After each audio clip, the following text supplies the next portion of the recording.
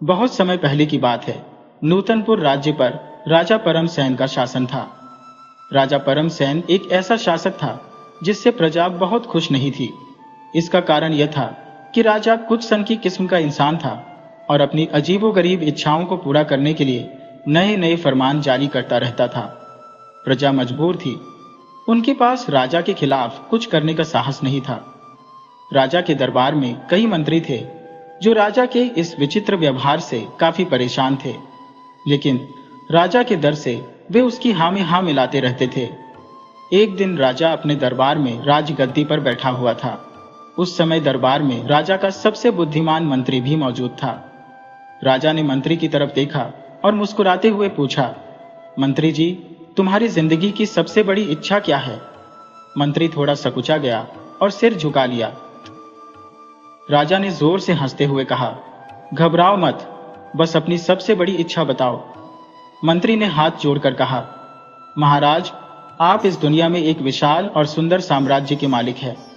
जब भी मैं आपके इस साम्राज्य को देखता हूं, तो मेरे दिल में यह ख्वाहिश पैदा होती है कि अगर इस साम्राज्य का 10वां हिस्सा भी मेरे पास होता तो मैं दुनिया का सबसे भाग्यशाली इंसान होता। इतना कहकर मंत्री चुप हो गया। राजा फिर से हंसने लगा और बोला, मंत्री जी, अगर मैं तुम्हें अपना आधा साम्राज्य दे दूं तो? मंत्री ने हैरानी से राजा की ओर देखा और बोला, महाराज, ये कैसे संभव हो सकता है? मैं इतना भाग्यशाली कैसे हो सकता हूं? राजा ने तुरंत 2 फरमान जारी किए। पहले फरमान में उसने अपने आधे साम्राज्य को उस मंत्री को देने का फैसला किया। फिर दूसरे फरमान में उसने उसी मंत्री को फांसी पर चढ़ाने का आदेश दिया।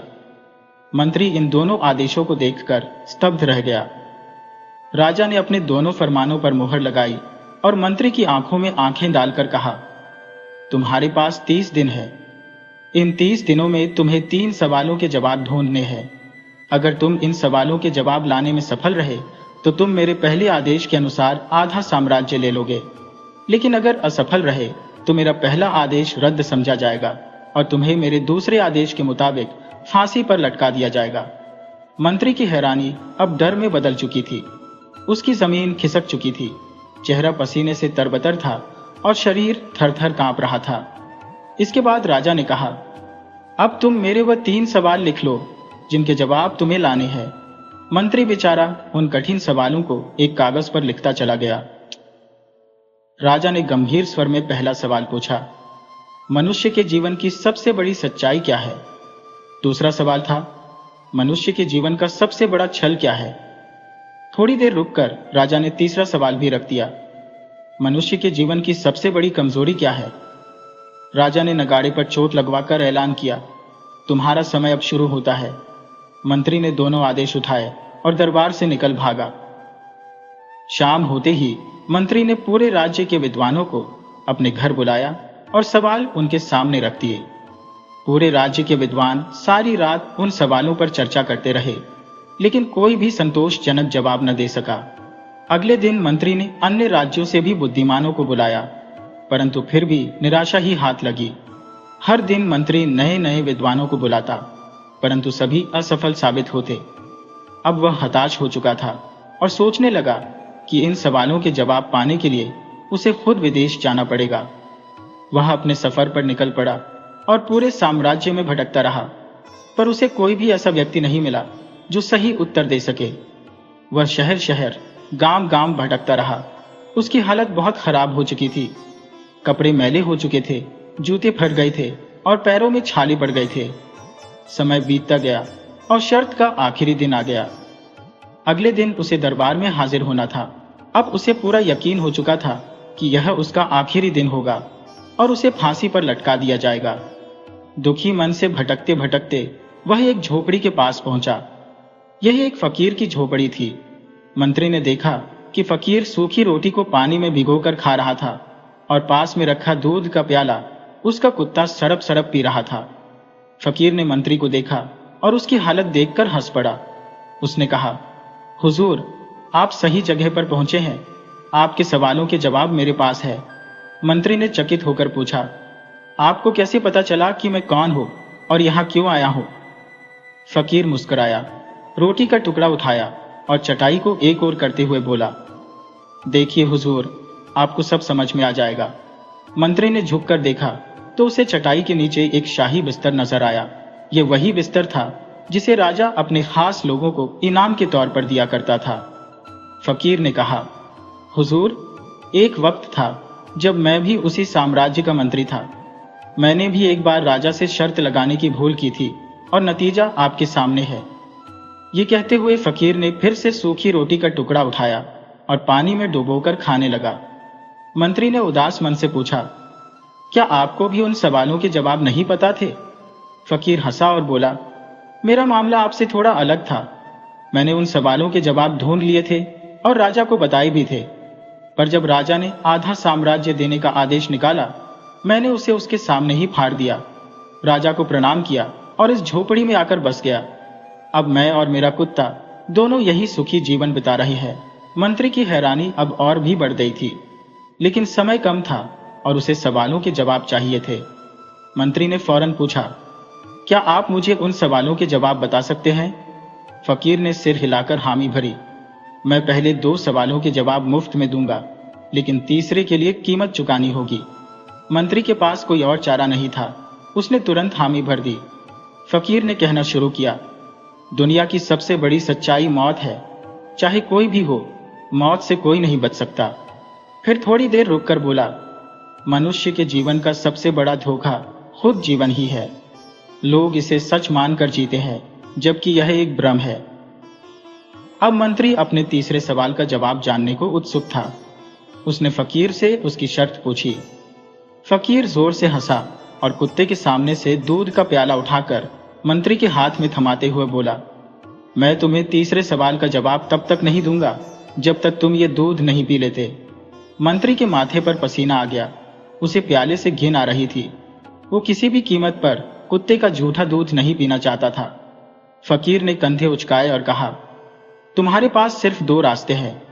एक, या तो राजा तुम्हें फांसी पर चढ़ा देगा, या फिर तुम ये आधा पांव दूध पीकर अपनी जान बचा सकते हो और आधा साम्राज्य भी पा सकते हो। फैसला तुम्हारे हाथ में है। मंत्री अब असमंजस की गहरी खाई में फंस चुका था। एक ओर उसकी जिंदगी और आधा साम्राज्य था, और दूसरी तरफ कुत्ते का झूठा दूध। वह गहन सोच में पड़ गया। काफी देर तक सोच विचार के बाद उसका आत्मसम्मान डगमगा गया। उसने अंततः प्याला उठाया और एक ही घूंट में दूध पी गया। फकीर ने फिर से हंसते हुए कहा, हुजूर, मनुष्य की सबसे बड़ी कमजोरी उसकी इच्छाएं होती है। यह वही इच्छाएं है जो उसे कुत्ते का झूठा दूध पीने तक मजबूर कर देती है। यही वह कड़वा सच है जिसने मुझे मिलने वाले साम्राज्य के आदेश को फाड़कर इस झोपड़ी में बसा दिया। मैं यह समझ गया था कि जैसे जैसे मैं जीवन के माया जाल में उलझता जाऊंगा, मैं मौत की सच्चाई को भूलता जाऊंगा, और जितना मैं मौत को भूलूंगा उतना ही इन इच्छाओं के दलदल में धंसता जाऊंगा। उस दलदल में सांस लेने के लिए मुझे रोज अपनी बेइज्जती के घूंट पीने पड़ेंगे। इसलिए मेरी सलाह है कि तुम इन तीनों सच्चाइयों को जान लो। यही समझदारी तुम्हारी जिंदगी को सुकून देगी। मंत्री अब शर्म से पानी पानी हो चुका था। वह फकीर की झोपड़ी से निकलकर सीधा राजा के महल की ओर चल पड़ा। जैसे जैसे वह महल के करीब पहुंच रहा था, उसके मन में एक हलचल मची हुई थी। इसी उधेड़बुन में वह महल के भीतर पहुंचा और सीधे राजा के सामने जा खड़ा हुआ। मंत्री ने उन तीनों सवालों के जवाब राजा के सामने रख दिए और साथ ही यह भी कहा कि उसे अब न तो मंत्री का पद चाहिए और न ही इनाम में कोई साम्राज्य। मंत्री ने उसी वक्त राजा का महल छोड़ दिया और चला गया। उस दिन के बाद से किसी ने मंत्री को उस राज्य में नहीं देखा। इस घटना के बाद राजा की भी आंखें खुल चुकी थी। उन्होंने बाकी जीवन प्रजा की भलाई के कामों में बिताने का संकल्प लिया। अगर आपको यह कहानी पसंद आई हो तो चैनल को सब्सक्राइब करें, वीडियो को लाइक और कमेंट करना न भूलें।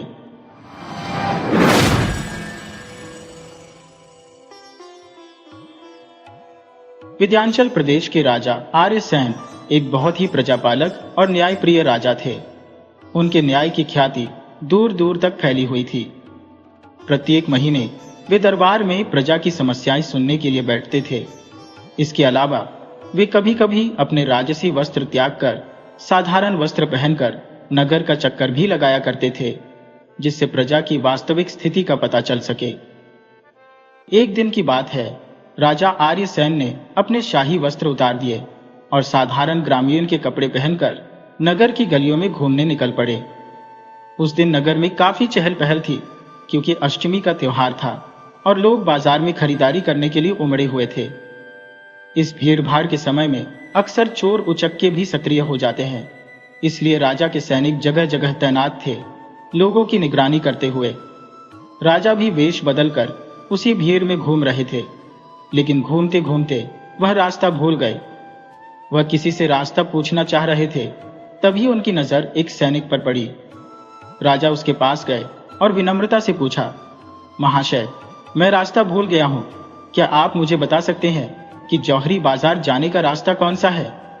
सैनिक ने अकड़ते हुए उत्तर दिया, मूर्ख, तू देखता नहीं, मैं एक राज कर्मचारी हूं, मेरा काम रास्ता बताना नहीं है, चल हट यहां से, किसी और से पूछ। राजा ने नम्रता से कहा, महाशय, यदि कोई राज कर्मचारी किसी यात्री को रास्ता बता भी दे तो इसमें हर्ज ही क्या है? खैर, मैं किसी और से रास्ता पूछ लूंगा, पर आप इतना तो बता दीजिए कि आप किस पद पर कार्यरत हैं? सैनिक ने तंज कसते हुए कहा, अंधा है क्या? मेरी पोशाक देखकर पहचानता नहीं कि मैं कौन हूं? राजा ने जवाब दिया, शायद आप सेना के सिपाही हैं। सैनिक बोला, नहीं, उससे भी ऊंचा हो। राजा ने अनुमान लगाया, तो क्या आप नायक हैं? सैनिक ने फिर जवाब दिया, उससे भी ऊंचा। राजा ने कहा, फिर तो आप जरूर कोतवाल होंगे? सैनिक गर्व से बोला, हाँ, तो अब जान गया कि मैं कौन हूं। पर अब यह बता, इतनी पूछताछ करने का तेरा क्या मतलब है, और तू कौन है? राजा ने मुस्कुराते हुए कहा, मैं भी एक राज कर्मचारी हूं। यह सुनते ही कोतवाल का तनिक ठंडा पड़ा। उसने पूछा, क्या तुम नायक हो? राजा ने कहा, नहीं, उससे भी ऊंचा। कोतवाल ने फिर से पूछा, तो फिर तुम हवलदार हो? राजा ने फिर से ना में जवाब दिया, नहीं, उससे भी ऊंचा। कोतवाल अब थोड़ी घबराहट में बोला, तो आप सेनापति हैं? राजा ने उत्तर दिया, उससे भी ऊंचा। अब कोतवाल की हालत पतली होने लगी। उसने डरते हुए पूछा, तो क्या आप सूबेदार हैं? राजा ने फिर उत्तर दिया, उससे भी ऊंचा। अब कोतवाल की सिक्की पिट्टी गुम हो गई। उसने डरते हुए फिर से पूछा, तब तो आप मंत्री जी हैं? राजा ने कहा, भाई, बस एक शेर ही और बाकी रह गई है। अब कोतवाल ने बड़े ध्यान से राजा को देखा तो उसे समझ में आया कि साधारण वेश में सामने खड़े व्यक्ति स्वयं राजा आर्यसेन है। उसके होश उड़ गए। वह राजा के पैरों पर गिर पड़ा और अपने अपराध की माफी मांगने लगा। राजा ने मीठी वाणी में कहा, भाई, तुम पद की दृष्टि में कुछ भी हो, पर व्यवहार की कसौटी पर बहुत नीचे हो। जो जितना नीचे होता है उसमें उतना ही अहंकार होता है। यदि ऊंचे बनना चाहते हो तो पहले मनुष्य बनो, सहनशील और विनम्र बनो। अपनी अकड़ को छोड़ो, तुम जनता के सेवक हो, इसीलिए तुम्हारी जिम्मेदारी है कि तुम नम्र और सहृदय बनो। राजा की बातें सुनकर कोतवाल शर्म से पानी पानी हो गया और उसने राजा से माफी मांगी। उसने यह वादा किया कि आगे से वह किसी के साथ ऐसा बर्ताव नहीं करेगा। राजा ने उसे माफ कर दिया। इस घटना के कुछ दिन बीत गए। एक दिन राजा आर्यसेन ने जनता की समस्याएं सुनने के लिए खुला दरबार लगाया। दरबार में सामान्य प्रजा के लोग अपनी अपनी मुश्किलें लेकर आए थे। कोई अपने गांव में सड़क बनवाना चाहता था तो किसी के नगर में पाठशाला नहीं थी। कोई अपने प्रदेश में खेतों की सिंचाई की व्यवस्था करवाना चाहता था तो कोई गरीब ब्राह्मण अपनी बेटी की शादी के लिए धन मांग रहा था। राजा ने सबकी समस्याओं का सही सही हल निकाला। शाम होते होते सभी लोग अपने अपने घर लौट गए और राजा भी पूरे दिन के थके मांदे अपने महल में चले गए। उसी समय महल के द्वार पर 3 आदमी आए और राजा से मिलने की इच्छा जताने लगे। द्वारपालों ने उन्हें रोका और कहा, आज का खुला दरबार खत्म हो चुका है, अब आप लोग अगले खुले दरबार में आइएगा जो अगले महीने लगेगा। लेकिन वे आदमी जिद करने लगे कि उनका मिलना राजा से बेहद जरूरी है। काफी देर तक वे सैनिकों को समझाते रहे। आखिरकार सैनिकों ने उन्हें वहीं रोककर राजा को सूचना दी और कहा, महाराज, 3 आदमी जो अपने आप को व्यापारी बताते हैं आपसे मिलना चाहते हैं। हमने उन्हें टालने की बहुत कोशिश की, लेकिन वे जिद पर अड़े हुए हैं। राजा ने सोचा कि अवश्य ही कोई गंभीर समस्या होगी। उन्होंने सैनिकों से कहा, उन तीनों व्यापारियों को महल के अंदर मेरे पास ले आओ। जब वे तीनों व्यापारी राजा के सामने आए तो उन्होंने कहा, महाराज, हम तीनों रत्नों के व्यापारी हैं। व्यापार के सिलसिले में आपके राज्य में आ रहे थे, लेकिन रास्ते में डाकुओं ने हमें लूट लिया। अब हमारे पास भोजन के लिए भी पैसे नहीं बचे हैं। आप हमारी कुछ सहायता करें। राजा ने ध्यान से उनकी बातें सुनी और फिर एक एक बोरी गेहूं देने का आदेश दिया। ये सुनकर व्यापारी हैरान रह गए। उन्होंने सोचा था कि राजा उन्हें धन से मदद करेंगे, लेकिन राजा का आदेश गेहूं की बोरी देने का था। वे चुपचाप एक एक बोरी गेहूं लेकर जाने लगे। तभी राजा ने कहा, तुम्हारे रत्न इस राज्य की सीमा के भीतर लूटे गए हैं और यह अन्न भी इसी राज्य की भूमि में उपजा है। इससे तुम्हारा पेट भरेगा, लेकिन ध्यान रहे, इस गेहूं को तुम खुद साफ करना, खुद ही खाना और ना किसी को देना, ना ही किसी से मदद लेना। ये मेरी राज आज्ञा है और तुम्हें इसका पालन करना पड़ेगा। राजा ने व्यापारियों से कहा, अब जाओ और 1 महीने बाद फिर से मुझसे मिलो। तीनों व्यापारी महल से निकल गए। उनमें से 2 व्यापारी बेहद आलसी थे। उन्होंने बोरी से थोड़ा सा गेहूं निकाला, उसे साफ किया और बाकी का गेहूं बोरी समेत चक्की वाले को बेच दिया। लेकिन तीसरा व्यापारी, जो ईमानदार और मेहनती था, उसने पूरा गेहूं निकाला और उसे साफ करना शुरू किया। जब वह खाली बोरी को झाड़ रहा था, तभी उसमें से एक पत्थर गिरा। वह व्यापारी चौंक गया, क्योंकि वह पत्थर कोई साधारण पत्थर नहीं, बल्कि एक अनमोल हीरा था। उसने उस हीरे को तराशने के लिए अपने पास रख लिया। 1 महीने के बाद तीनों व्यापारी फिर से राजा के दरबार में हाजिर हुए। राजा ने उनका हालचाल पूछा। पहले 2 व्यापारी खाली हाथ थे। उन्होंने कहा, महाराज, गेहूं खत्म हो गया है, हमें और चाहिए ताकि हम पेट भर सकें। जब तीसरे व्यापारी से उसका हालचाल पूछा गया, तो उसने राजा को प्रणाम किया और अपना तराशा हुआ हीरा राजा को भेंट कर दिया। राजा मुस्कुराते हुए बोले, ये हीरा तुम्हारा ही है, इसे बेचकर जो भी धन मिले उससे अपना कारोबार शुरू करो।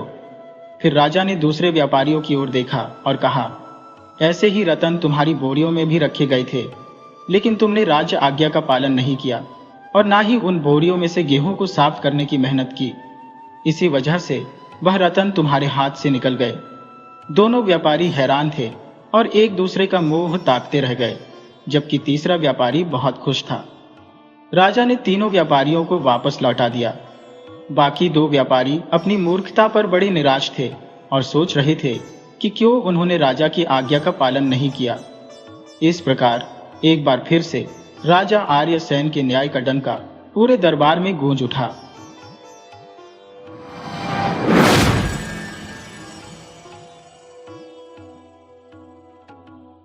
सुनीता का रंग भले ही सांवला था, लेकिन दिल से वह बेइंतहा नेक थी। हर रात वह एक सपना देखती, जिसमें एक खूबसूरत नौजवान घोड़े पर सवार होकर उसकी ओर हाथ बढ़ाते हुए कहता, आओ सुनीता, मेरे पास आओ, मैं तुम्हें सपनों की एक नई दुनिया में ले चलूंगा, जहां हर तरफ सिर्फ सुंदरता ही सुंदरता होगी। सुनीता अपना हाथ उसकी ओर बढ़ाने ही वाली होती, तभी एक धमाकेदार आवाज गूंजती और सुनीता अचानक हड़बड़ाकर जाग जाती। अपनी कमर पर हाथ रखते हुए वह कहती, अरे, मेरी तो कमर टूट गई। ये नासपीटा सपना भी मुझे चैन से सोने नहीं देता। दिन भर लोगों की बातें क्या कम थी, जो रात में ये सपना भी आकर मुझे सताने लगता है। सुनीता अपनी कमर को सहलाते हुए बिस्तर से उठ ही रही थी कि तभी बाहर से कड़क आवाज आई, अरे ओ करमजली, उठकर कुछ काम भी करेगी या दिन भर बिस्तर तोड़ती रहेगी। सुनीता फटाफट अपने कपड़े ठीक करते हुए कमरे से बाहर आई। सामने से एक लंबे चौड़े शरीर वाली मजबूत कद काठी की महिला उसकी ओर बढ़ते हुए कड़क आवाज में बोली, भगवान ने तुझे रूप रंग तो नहीं दिया, लेकिन कुछ काम तो सीख ले ताकि जिंदगी में कुछ बन सके। चारपाई पर बैठी एक बूढ़ी महिला, जो हाथ में तुलसी की माला लिए झप कर रही थी, ने उस महिला की बात का जवाब देते हुए कहा, अरे, घर के सारे काम तो यही करती है, दिन भर आराम तो तुम फरमाती हो और फिर भी इस बेचारी के पीछे पड़ी रहती हो। न जाने कौन सा पुराना बदला निकाल रही हो इससे। सुनीता इन दोनों औरतों की बातों को अनसुना करते हुए रसोई में गई और चाय बनाने लगी। जब चाय तैयार हो गई तो वह चाय लेकर उस महिला के पास गई और बोली, अम्मा, ये लीजिए आपकी चाय, और दादी, ये रहा आपका जड़ी बूटियों वाला काढ़ा, पीकर बताइए कैसा बना। दादी ने काढ़े का कप अपने हाथ में लिया और सुनीता के सिर पर स्नेह से हाथ फेरते हुए बोली, ना जाने भगवान ने तेरी किस्मत में क्या लिखा है। मेरी बच्ची दिन भर इस घर के सारे काम करती रहती है, फिर भी तुझसे कोई प्यार से दो शब्द नहीं बोलता। ना जाने कब लोग तेरे अंदर की खूबसूरती को देखेंगे और तुझे तेरे हिस्से की खुशियां और सम्मान देंगे। सुनीता ने दादी के हाथ को अपने हाथों में लेकर मुस्कुराते हुए कहा, दादी, आप मेरे बारे में इतना मत सोचिए। आप जो दिन भर भगवान का नाम जपती है, देखना एक दिन आपके आशीर्वाद से मेरे जीवन में भी बहुत सारी खुशियां आएंगी। सुनीता नहाने के लिए बाथरूम की ओर बढ़ ही रही थी कि तभी एक लड़की दौड़ते हुए आई और उसके रास्ते में आकर बाथरूम में घुस गई। अंदर से आवाज आई, मुझे कॉलेज जाना है, पहले मुझे नहा लेने दे, फिर तू जा नहाने। तुझे तो घर पर ही रहना है, तुझे क्या जल्दी है। सुनीता बिना कुछ कहे वापस अपने कमरे में चली गई और उस लड़की के बाहर निकलने का इंतजार करने लगी। सुनीता का रंग पूरी तरह काला था, नाक नक्श भी कुछ खास आकर्षक नहीं थे। वह बिल्कुल अपनी मां की परछाई थी। अब आप सोच रहे होंगे कि अगर सुनीता का रंग रूप उसकी मां जैसा था, तो यह खूबसूरत औरत कौन थी जिसे वह अम्मा कहकर बुला रही थी। तो सुनिए, वह औरत उसकी सौतेली मां थी, जो हमेशा सुनीता के रंग रूप से चिढ़ती रहती थी। दरअसल सुनीता अपनी मां की इकलौती बेटी थी, जिसे उसकी सौतेली मां सुभद्रा ने न चाहते हुए भी अपने सिर पर उठा लिया था। सुनीता को बाहरी रूप से लोग काली कलोटी कहकर बुलाते थे, लेकिन उसकी अंदरूनी खूबसूरती अद्भुत थी। उसके पिता बंशीधर जी आंगन में आते हुए बोले, सुनीता बेटा, जरा एक गिलास पानी तो लिया, बाहर बहुत गर्मी है, गला सूख रहा है। सुनीता ने किचन से आवाज लगाई, अभी लाई बाबूजी। उसका जीवन एक हकीकत था, जिसमें उसे अपने रंग रूप के कारण समाज और परिवार की बेरुखी का सामना करना पड़ता था। हमारे समाज में ऐसी लड़कियां आज भी हैं, जो परिवार और समाज से उपेक्षित है। सुनीता के जन्म पर उसकी मां का निधन हो गया था और उसकी परवरिश की जिम्मेदारी उठाने के लिए बंशीधर जी की मां ने उनका दूसरा विवाह करवाया, सुभद्रा से, जो उनकी चचेरी बहन थी। विवाह के बाद सुभद्रा के मन में कई सपने और इच्छाएं थी, लेकिन पहले ही दिन उसकी सास ने सुनीता को उसकी गोदी में डालकर मानो उसके अरमानों पर पानी फेर दिया। सुभद्रा ने सुनीता को कभी मां का प्यार नहीं दिया, बल्कि उसे अपने वैवाहिक जीवन का काला टीका मान लिया। सुनीता के जीवन के जो थोड़े से सुखद क्षण थे, वे उसकी दादी और पिता की वजह से थे। पिता सुनीता से बहुत प्यार करते थे, लेकिन सुभद्रा के कारण वह ज्यादा कुछ नहीं कर पाते थे। सुनीता पढ़ाई में तेज थी और उसने पास के कॉलेज से इंटरमीडिएट अच्छे अंकों से पास किया था, लेकिन आगे की पढ़ाई के लिए सुभद्रा ने उसे रोक दिया, यह कहकर कि ज्यादा पढ़ लिख कर क्या करेगी, घर के कामकाज भी तो आने चाहिए। इस पर बंशीधर जी ने सुभद्रा का विरोध किया, लेकिन सुनीता ने अपने पिता की बात नहीं मानी और सुभद्रा की बातों को तवज्जो दी। उसने कहा, पिताजी, अब मैं पढ़ना नहीं चाहती, माँ सही कह रही है, मुझे घर के काम सीखने चाहिए। सुनीता की सौतेली बहन नैना, जो सुभद्रा की बेटी थी, स्वभाव में चंचल और बिंदास थी, लेकिन सुनीता के साथ उसका व्यवहार बुरा नहीं था। सुनीता भी नैना से बहन जैसा ही स्नेह करती थी। नैना खूबसूरती में बिल्कुल अपनी मां की तरह थी और सुभद्रा को उसकी इस खूबसूरती पर गर्व था। सुनीता अब घर के सारे कामकाज में निपुण हो चुकी थी। घर की सफाई, खाना बनाना सब कुछ बड़े ध्यान से करती थी और उसके हाथ का बना खाना बहुत स्वादिष्ट होता था। सुभद्रा को छोड़कर घर के सभी सदस्य उसकी तारीफ करते थे, जिससे उसे खुशी मिलती थी। हालांकि सुनीता ने कभी अपनी सौतेली मां की बातों का विरोध नहीं किया, बल्कि उन्हें सगी मां जैसा सम्मान दिया, लेकिन सुभद्रा के मन में जो कड़वाहट पनप चुकी थी, वह भविष्य में सुनीता के जीवन में बड़ा तूफान लाने वाली थी, जिसका अंदाजा खुद सुनीता को भी नहीं था। सुनीता के मन की बातें कोई नहीं समझ पाता था। वह हर किसी की सुन लेती थी, लेकिन उसके दिल की कोई सुनने वाला नहीं था। अपने मन की भावनाओं को अभिव्यक्त करने के लिए उसने एक नया तरीका खोज निकाला। वह अब खाली समय में अपने विचारों को कागज पर उतारने लगी थी। यह उसके लिए एक सच्चा मित्र बन गया था, जिससे वह अपने दिल की बातें साझा करती। वह बिना कुछ बोले उसकी हर बात को ध्यान से सुन और समझ रहा था। एक दिन सुनीता की बचपन की सहेली करुणा उसे मिलने उसके घर आई। करुणा सुनीता की स्कूल की सहेली थी, जो अभी भी पढ़ाई कर रही थी। सुनीता की पढ़ाई उसकी सौतेली मां सुभद्रा की वजह से बीच में ही रुक गई थी।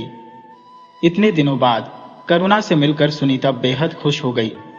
वह करुणा को अपने कमरे में ले गई और उससे ढेर सारी बातें करने लगी। करुणा भी सुनीता को कॉलेज और बाहर की दुनिया के बारे में बताने लगी। ये सुनते हुए सुनीता के चेहरे पर कुछ पल के लिए उदासी झलक आई, लेकिन फिर उसने खुद को संभाला और करुणा के साथ फिर से बातों में खो गई। सुनीता करुणा के लिए चाय नाश्ता लेने किचन में गई। तभी करुणा की नजर सुनीता की लिखी हुई डायरी पर पड़ी। करुणा ने जब उस डायरी को पढ़ा तो वह बहुत प्रभावित हुई। उसने सुनीता को समझाते हुए कहा, तू बहुत अच्छा लिखती है, तेरे लिखे में जान है। कुछ देर बाद करुणा जब अपने घर के लिए निकलने लगी तो वह सुनीता की डायरी भी अपने साथ ले गई। अब करुणा के जरिए सुनीता की लिखी कहानियां, कविताएं और लेख प्रकाशित होने लगे। सुनीता ने अपना नाम जाहिर करने से इनकार कर दिया, इसलिए करुणा ने उसे अनजान लेखिका के नाम से छपवाना शुरू कर दिया। धीरे धीरे सुनीता की लिखी हुई रचनाओं के पाठक बढ़ने लगे, लेकिन कोई भी इस रहस्यमयी लेखिका के बारे में नहीं जानता था। सभी यही सोचते थे कि इतनी सुंदर कहानियां लिखने वाला आखिर है कौन। सुनीता की कहानियां लोगों में खूब लोकप्रिय हो गई। उसके प्रशंसक अब उसके लेखन से प्रभावित होकर उससे मिलने की इच्छा जताने लगे थे। इनमें से एक व्यक्ति तो उसकी कहानियों का ऐसा दीवाना हो गया था कि उसने अपने दिल में उस अनजान लेखिका के लिए प्रेम बसा लिया था। वह अपनी कल्पनाओं में उस लेखिका से मिलता और उस दिन का बेसब्री से इंतजार करता जब वह सच में उससे मिल पाएगा। इधर सुभद्रा सुनीता को बिल्कुल भी बर्दाश्त नहीं कर पा रही थी। वह चाहती थी कि किसी तरह सुनीता का विवाह करवा दे ताकि वह इस घर और उसकी आंखों से दूर चली जाए। उसने अपने जान पहचान वालों और सहेलियों से कह रखा था कि चाहे जैसा भी लड़का हो, अगर उसे पसंद आ जाए तो वह शादी करवा देगी। आखिर इस काली कलौती को कौन सा सपनों का राजकुमार मिलने वाला है। वैसे भी अब उसकी शादी की उम्र हो गई थी। सुभद्रा को डर था कि कहीं कोई गलत बात हो गई तो लोग सौतेली मां को ही दोष देंगे। सोचते थे कि अगर अपनी बेटी होती तो ऐसा नहीं होता, इसलिए वह जल्दी से जल्दी सुनीता का विवाह कर देना चाहती थी ताकि उससे पीछा छूटे। दूसरी ओर सुनीता को उसके लेखन की बढ़ती हुई प्रसिद्धि देखकर करुणा बहुत खुश थी। करुणा ने सुनीता को बताया कि लोग उसकी कहानियों के दीवाने हो रहे हैं और उसे अपने इस हुनर को कभी नहीं छोड़ना चाहिए। करुणा ने कहा, सुनीता, तू जो लिखती है वह दिल से आता है और लोगों के दिलों को छू जाता है। पब्लिकेशन ऑफिस में तेरे प्रशंसक तुझसे मिलने की कोशिश कर रहे हैं। मैंने साफ मना कर दिया है कि लेखिका किसी से नहीं मिलना चाहती। सुनीता को करुणा की बातें सुनकर अपने लेखन पर यकीन होने लगा। उसने मन ही मन सोचा, कम से कम ईश्वर ने मुझे कोई तो गुण दिया है जिसे लोग पसंद कर रहे हैं। करुणा सही कह रही है, मुझे अपने लेखन को आगे भी जारी रखना होगा। यही मेरे जीवन में मुझे आत्मसम्मान और विश्वास दे रहा है। सुभद्रा को उसकी एक सहेली से पता चला कि एक लड़का है जो सुनीता से शादी करने के लिए तैयार है, पर वह लड़का विकलांग था और उसके घर में केवल उसकी बूढ़ी मां थी जो उसका सारा काम करती थी। उन्हें सुनीता के रूप रंग से कोई मतलब नहीं था। सुभद्रा जी को बस अपने बेटे के लिए एक ऐसी लड़की की आवश्यकता थी जो उनके दिव्यांग पुत्र की देखभाल कर सके। शुरुआत में सुभद्रा जी के मन में थोड़ी दुविधा थी, लेकिन फिर उन्होंने सोचा कि जैसे लड़कियां हैं वैसे ही लड़के भी मिलेंगे। अब उनके लिए सपनों का राजकुमार तो आने से रहा। रिश्ता बुरा नहीं है, परिवार अच्छा है, संपन्न है और धन दौलत की कोई कमी नहीं है। मान लो लड़के का एक पैर ठीक नहीं है तो क्या हुआ, लड़का इकलौता है और उसके पास जमीन, जायदाद, पैसे और संपत्ति सब कुछ है। अब सुभद्रा जी को इस रिश्ते के लिए सुनीता के पिता को मनाना था, क्योंकि वे इस रिश्ते के लिए कभी तैयार नहीं होते। इसलिए सुभद्रा ने मन ही मन एक योजना बनाई कि उन्हें कैसे तैयार करना है और सुनीता को यहां से कैसे विदा करना है। अब सुभद्रा जी सोचने लगी कि सुनीता के पिता और दादी को अपने जाल में कैसे फंसाया जाए। सुभद्रा की साजिश से उसका परिवार अनजान था। वह अंदर ही अंदर सारी तैयारियां कर रही थी और अपनी योजना को अंजाम देने की कोशिश में जुटी हुई थी। सबसे पहले उन्होंने सुनीता के प्रति अपना व्यवहार बदला और अब वह परिवार के सामने सुनीता से बड़े प्रेम से पेश आने लगी। इस अचानक बदलाव को देखकर दादी को कुछ अजीब लगा, लेकिन वे समझ नहीं पाई कि सुभद्रा में अचानक यह परिवर्तन कैसे आ गया। चाहे जो भी हो, सुभद्रा जी के इस बदलाव को देखकर परिवार के सभी सदस्य खुश थे, क्योंकि परिवार में शांति और खुशहाली आ गई थी। सुनीता के पिता बंशीधर जी की सुनीता को लेकर कई सपने और इच्छाएं थी, जिन्हें वह उसके विवाह में पूरा करना चाहते थे। लेकिन सुभद्रा ने उन्हें यह एहसास कराते हुए उनकी भावनाओं पर अंकुश लगाया कि हमारी बस एक ही बेटी है। समय बीत रहा था और एक दिन अचानक सुभद्रा ने सुनीता को तैयार होने के लिए कहा और परिवार के सभी सदस्यों को इकट्ठा करके बोली कि आज आप सभी लोग घर पर ही रहें, क्योंकि सुनीता को देखने के लिए उसकी सास आ रही है। लड़का किसी कारण से नहीं आ पाएगा, लेकिन उसकी सास की दिली इच्छा है कि वह सुनीता को देखे और उसे आशीर्वाद और उपहार दें। खास तौर से सुभद्रा जी ने अपनी सास को संबोधित करते हुए कहा, आज आप लोग देखिए कि मैंने कितना अच्छा घर और परिवार सुनीता के लिए ढूंढा है। आप लोगों को तो मुझ पर भरोसा ही नहीं था। हमेशा यही सुनती आई हो कि मैं सौतेली माँ हो और सुनीता का ध्यान नहीं रखती हो। सुनीता अपने कमरे में तैयार हो रही थी जब सुभद्रा अपने हाथ में एक साड़ी और कुछ जेवर लेकर उसके पास आई और बोली, सुनीता, आज तुम ये साड़ी और जेवर पहन लो। सुनीता ने अपनी माँ की बात मानकर वो साड़ी और जेवर पहन ली। भले ही सुभद्रा जी सुनीता की सौतेली माँ थी, लेकिन सुनीता ने कभी भी उनकी बातों का अनादर नहीं किया था। वह हमेशा उनकी बातों को चुपचाप मान लेती थी, क्योंकि वह नहीं चाहती थी कि उसकी वजह से परिवार में कोई कलह हो। थोड़ी देर में एक बड़ी सी गाड़ी बंशीधर जी के घर के बाहर आकर खड़ी हो गई। गली मोहल्ले के बच्चे दौड़ दौड़ कर गाड़ी को छू छू कर देखने लगे, क्योंकि उन्होंने अपनी गली में इतनी बड़ी गाड़ी पहली बार देखी थी। गाड़ी से एक महिला जो आभूषणों से सजी हुई और बड़े घर की लग रही थी, बाहर निकली। उनके बाहर निकलते ही सुभद्रा जी लपक कर उनके पास पहुंची और उन्हें सम्मान के साथ घर के अंदर ले आई। सुभद्रा जी ने उन्हें सोफे पर बैठाते हुए अपने परिवार से उनका परिचय करवाया और बताया, यह कल्याणी जी है, जिनका अपना खुद का बिजनेस है। उनके इकलौते बेटे सिद्धार्थ, जो बिजनेस के सिलसिले में बाहर गए हुए हैं, इसलिए नहीं आ पाए। थोड़ी देर में सुनीता चाय और नाश्ता लेकर उनके सामने हाजिर हो गई। कल्याणी जी ने सुनीता को पास बुलाया, उसे अपने पास बैठाया और प्यार से उसके सिर पर हाथ फेरते हुए आशीर्वाद दिया। कल्याणी जी के स्वभाव और उनके अपनेपन को देखकर बंशीधर जी और सुनीता की दादी को भरोसा हो गया कि सुभद्रा ने सुनीता के लिए अच्छा परिवार ढूंढा है। अब उन्हें यकीन हो गया कि किसी के चेहरे की खूबसूरती मायने नहीं रखती, बल्कि उसके अच्छे गुणों से उसका मूल्यांकन होता है। उनके मन को तसल्ली मिल गई कि चलो, अब तक सुनीता ने जिन दुखों का सामना किया है, आगे उसे यह सब झेलना नहीं पड़ेगा। अब वह अपने ससुराल में अपने पति और परिवार के साथ खुशी खुशी जीवन बिता सकेगी। उन्हें क्या पता था कि इस मामले में सुभद्रा ने सुनीता के साथ खेल खेला है। कल्याणी जी ढेर सारे उपहार और सुनीता को आशीर्वाद देकर विदा हो गई। कल्याणी जी के जाने के बाद वंशीधर ने सुनीता के सिर पर स्नेह से हाथ रखते हुए कहा, भगवान करे मेरी बच्ची को किसी की बुरी नजर न लगे और वो हमेशा अपने भावी परिवार के साथ सुखी रहे। सुभद्रा को अब यकीन हो चला था कि घर के लोग उसकी योजना से सहमत है, इसलिए वह जल्दी से जल्दी शादी की तारीख तय करवाकर सुनीता का विवाह संपन्न करना चाहती थी। वह तुरंत पंडित से मिलकर शुभ मुहूर्त निकलवाती है और शादी की तैयारियों में जुट जाती है।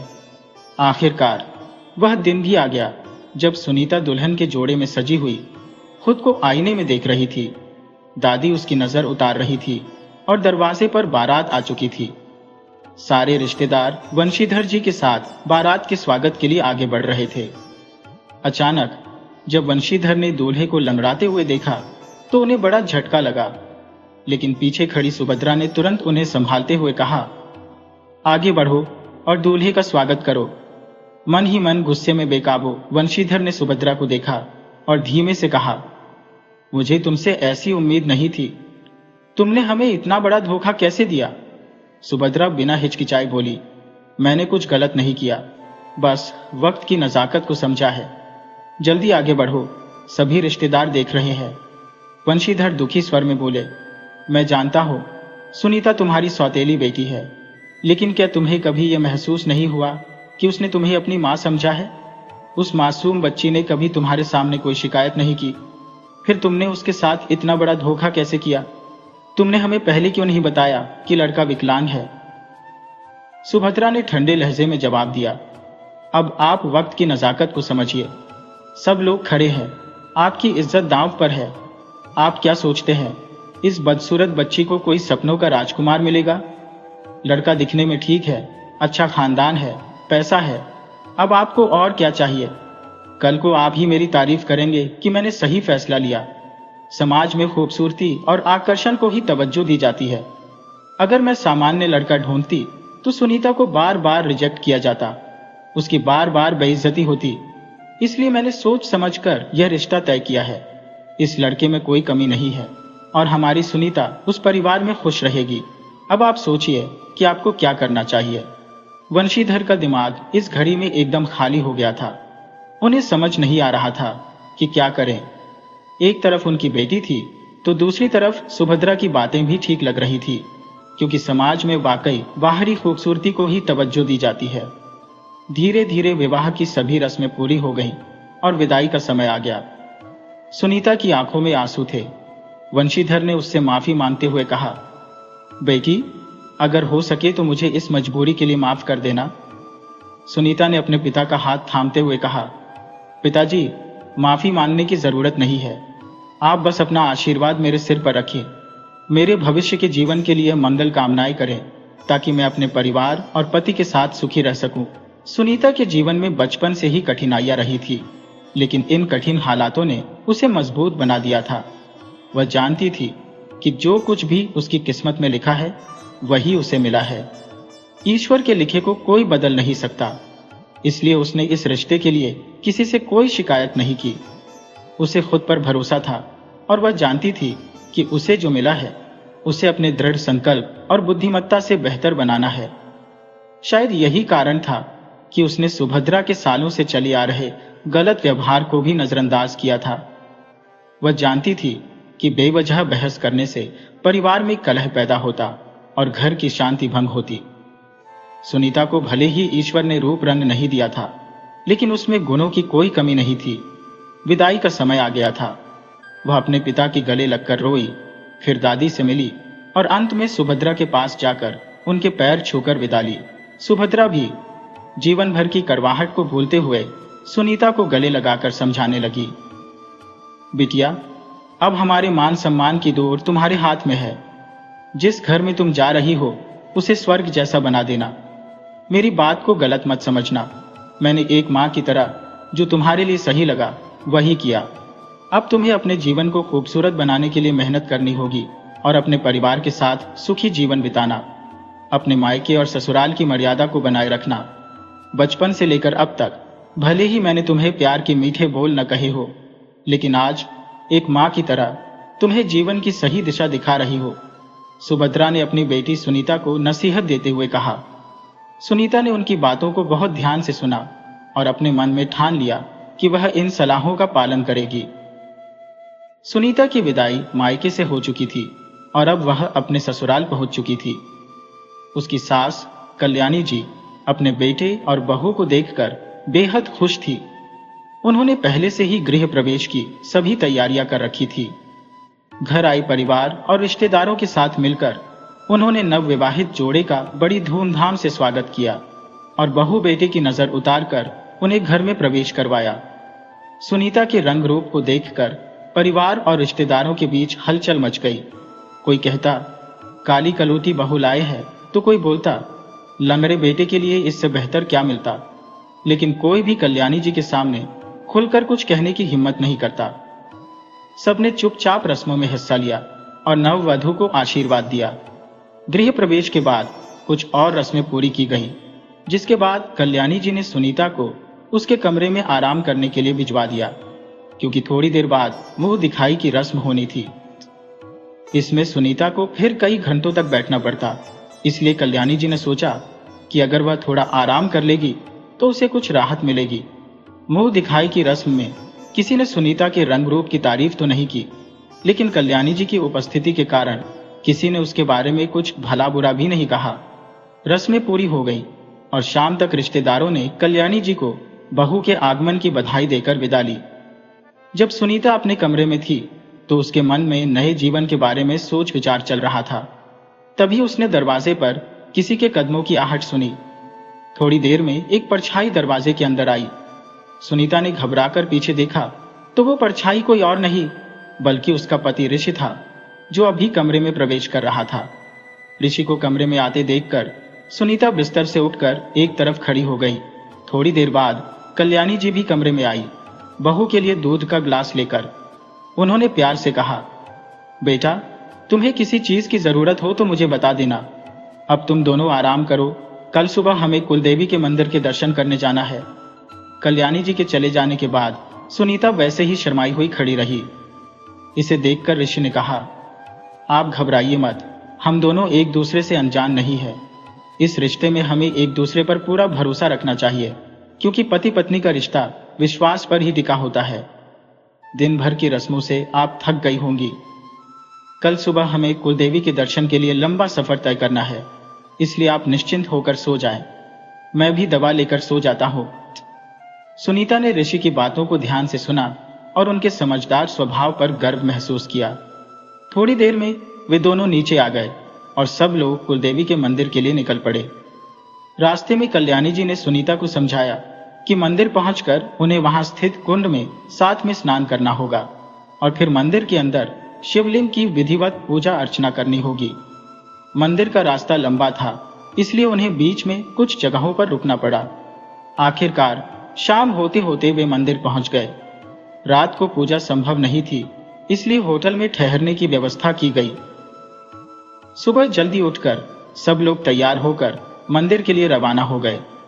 कल्याणी जी ने मंदिर के पुरोहित से विचार विमर्श करते हुए सबसे पहले ऋषि और सुनीता को एक दूसरे का हाथ पकड़कर कुंड में स्नान करने के लिए कहा। स्नान के बाद दोनों पूजा स्थल पर पहुंच गए, जहां पर कल्याणी जी ने पुरोहित जी की मदद से पूजा की। सारी तैयारियां पूरी कर ली गई थी और पुरोहित ने पूजा शुरू कर दी थी। ऋषि पूरी श्रद्धा के साथ पूजा में लीन थे और सुनीता भी बराबर की भागीदार थी। पूजा समाप्त होने पर पुरोहित ने वर वधू को भगवान का आशीर्वाद लेने के लिए कहा। मंदिर में पूजा के बाद दोनों ने पुरोहित से आशीर्वाद लिया और फिर कल्याणी जी के चरणों में झुककर उनका आशीर्वाद लिया। कल्याणी जी ने अपने बहू बेटे की नजर उतारकर मंदिर में बैठे जरूरतमंद लोगों को दान दिया और बेटे के हाथों से कंबल भी बंटवाए। वो चाहती थी कि उनके बेटे बहू के जीवन की शुरुआत शुभ हो, सबका आशीर्वाद मिले और उनका जीवन सदैव सुखी और हर्ष से भरा रहे। कुलदेवी की पूजा के पश्चात सुनीता अपने परिवार संग घर लौट आई। अगले दिन सुनीता की पहली रसोई थी, जिसके लिए वह सुबह से ही तैयारी में जुटी हुई थी। उसे अभी ससुराल में नए नए लोगों की पसंद नापसंद का ठीक से अंदाजा नहीं था, पर रात की बातचीत में उसने सास और पति की पसंद के बारे में कुछ बातें समझ ली थी। उन्हीं बातों के अनुसार वह कई प्रकार के पकवान बना रही थी। उसके बनाए व्यंजनों की खुशबू से पूरा घर महक रहा था। कल्याणी जी किचन में आई।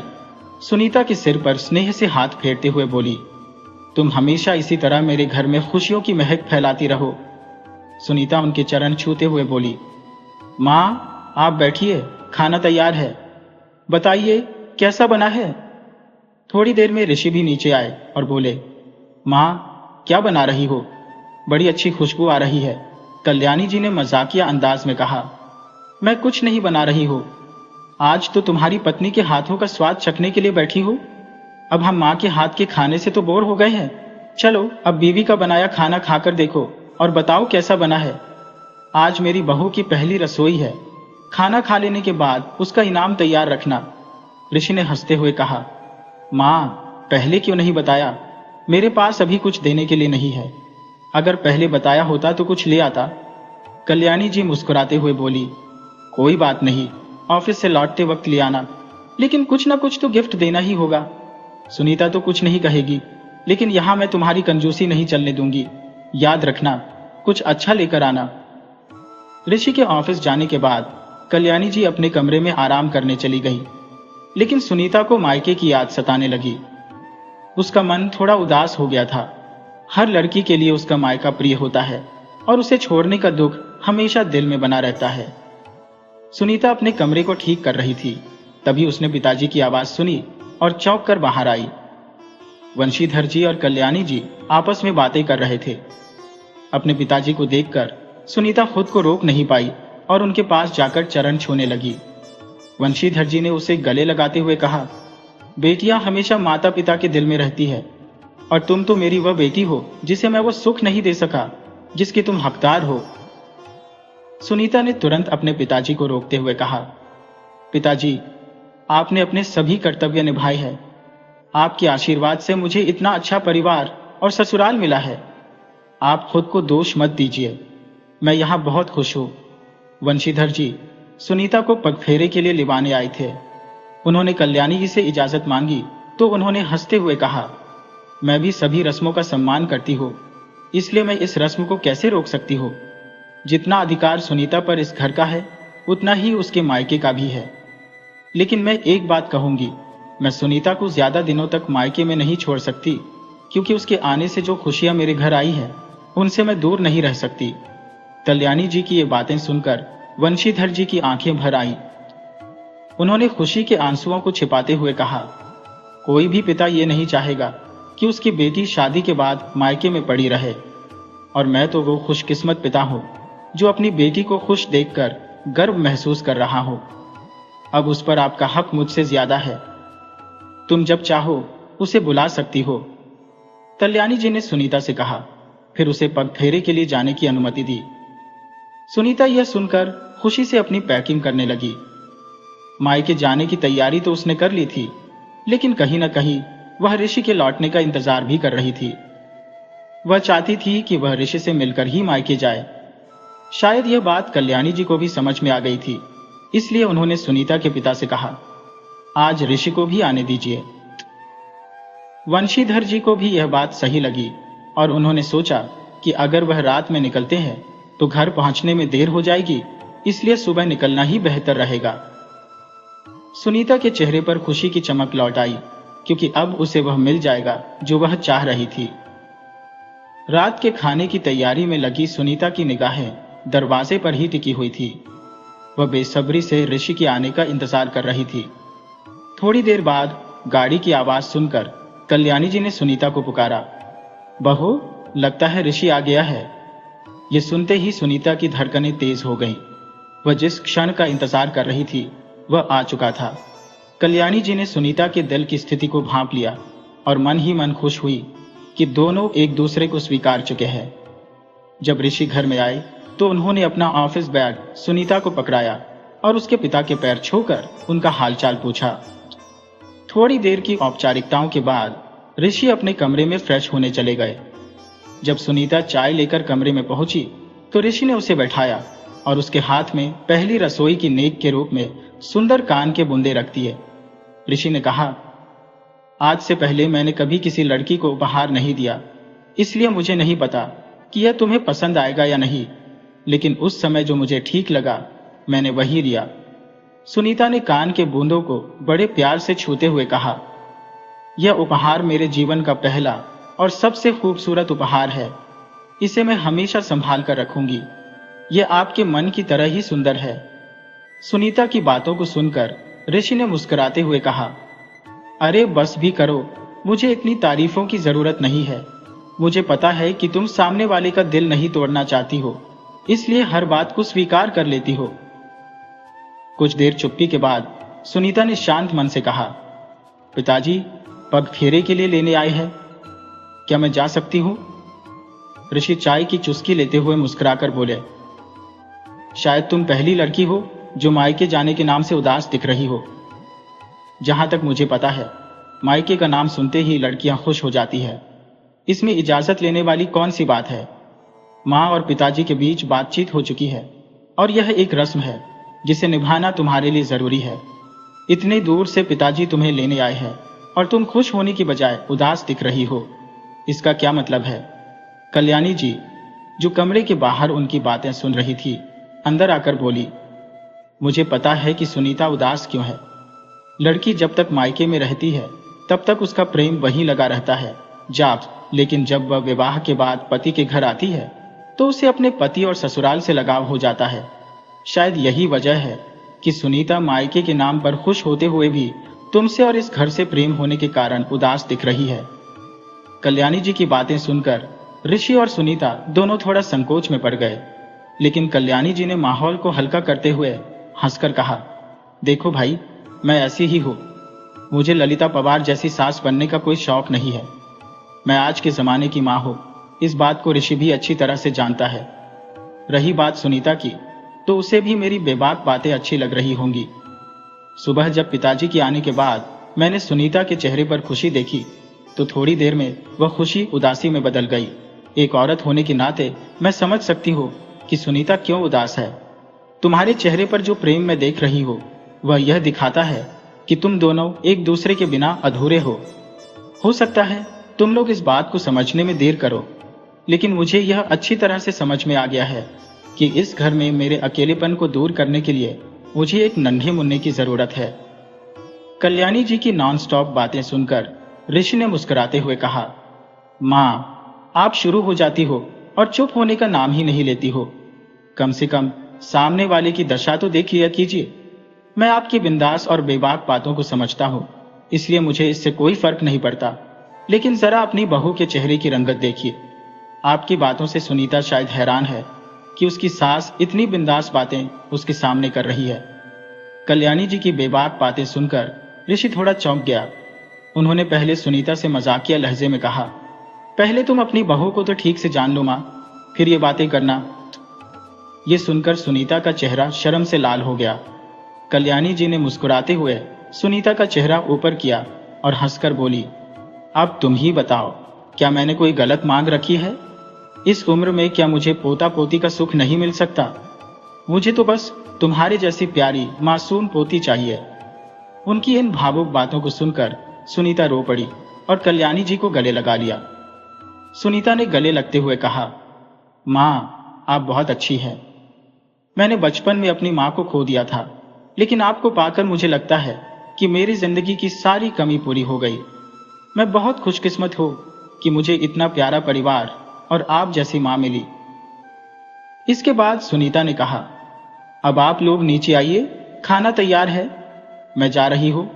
सुनीता के जाते ही ऋषि ने अपनी मां को गले लगाते हुए कहा, ओ मां, आप तो जल्दी में है, अभी बहू को सही से घर दिखाया भी नहीं और पोते की मांग भी रख दी।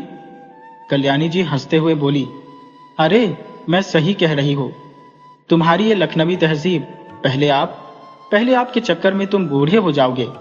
मुझे लगा तुम्हारी गाड़ी मैं ही पटरी पर ला सकती हूँ। मैं देख सकती हूँ तुम्हारी आंखों में एक दूसरे के लिए अटूट प्रेम और विश्वास है, लेकिन पति पत्नी होते हुए भी तुम दोनों एक दूसरे से कहने में संकोच कर रहे हो। सुनीता की मायके जाने की खुशी में आज सुबह उसकी नींद जल्दी खुल गई थी। उसने जब सामने सोए ऋषि को देखा तो ना चाहते हुए भी उसकी नजर उनके चेहरे पर टिकी रह गई। सुनीता ने पहले कभी इस तरह से ऋषि को इतने पास से नहीं देखा था और आज वह उन्हें अपलक निहार रही थी। थोड़ी देर में ऋषि को महसूस हुआ कि कोई उन्हें देख रहा है। उन्होंने धीरे धीरे अपनी आंखें खोली और सुनीता को देखकर मुस्कुराते हुए पूछा, क्या बात है, आज हमारी धर्मपत्नी को हम पर बहुत प्यार आ रहा है? ऋषि के अचानक इस तरह से बोलने पर सुनीता को शर्मिंदगी महसूस हुई और वह सिर झुकाकर माफी मांगते हुए कमरे से बाहर जाने लगी। तभी ऋषि ने उसका हाथ पकड़कर उसे वापस बैठाया और हंसते हुए कहा, कभी कभी तुम और तुम्हारी बातें मुझे समझ नहीं आती। अरे भाई, तुम्हें पूरा हक है अपने पति को देखने का और मुझे हक है तुम्हें छेड़ने और परेशान करने का। मेरी नींद तो बहुत पहले ही खुल गई थी, लेकिन मैं भी तुम्हें महसूस करना चाहता था। अब तुम ही बताओ, पति पत्नी के रिश्ते में सॉरी और थैंक यू जैसे भारी भरकम शब्दों की क्या जरूरत है? तुमने तो मेरे छोटे से मजाक को भी दिल पर ले लिया। सुनीता के मायके जाने की तैयारी लगभग पूरी हो चुकी थी। आज ऋषि ने ऑफिस में फोन करके बता दिया कि उन्हें आने में देर होगी ताकि कुछ समय और रुक सके। तभी कल्याणी जी ने सुनीता को आवाज दी और उसे नीचे बुलाया। सुनीता जल्दी से ऋषि का हाथ छोड़कर नीचे भाग गई। ऋषि ने हंसते हुए कहा, मैडम, हमें तो इतनी देर से देख रही थी और जब हमारी बारी आई तो माँ का नाम लेकर भाग गई। कल्याणी जी ने ऋषि से कहा, जल्दी से तैयार होकर नीचे आओ। फिर उन्होंने ड्राइवर से गाड़ी निकालने को कहा और सारा सामान गाड़ी में रखवाने को बोल दिया। ताकि वो सुनीता और उसके पिता को स्टेशन छोड़ सके। सुनीता को ससुराल आए अभी कुछ ही दिन हुए थे, लेकिन यहाँ का अपनापन और स्नेह पाकर उसका दिल हल्का हो गया था। वह जिस प्यार और सम्मान की तलाश में हमेशा रही थी, वह उसे ससुराल में मिल रहा था। उसने कभी सपने में भी नहीं सोचा था कि उसे ससुराल में इतना प्रेम मिलेगा, क्योंकि उसने हमेशा दूसरों से सुना था कि ससुराल एक जेल खाना होता है, जहां बहुओं को कैदी की तरह रखा जाता है। सासें हिटलर जैसी होती हैं, जो बहुओं का जीवन नर्क बना देती हैं। लेकिन अपनी सास और ससुराल को देखकर सुनीता को यह सब बातें सिर्फ अफवाहें लगने लगी। उसकी सास तो उसकी मां से भी बढ़कर थी।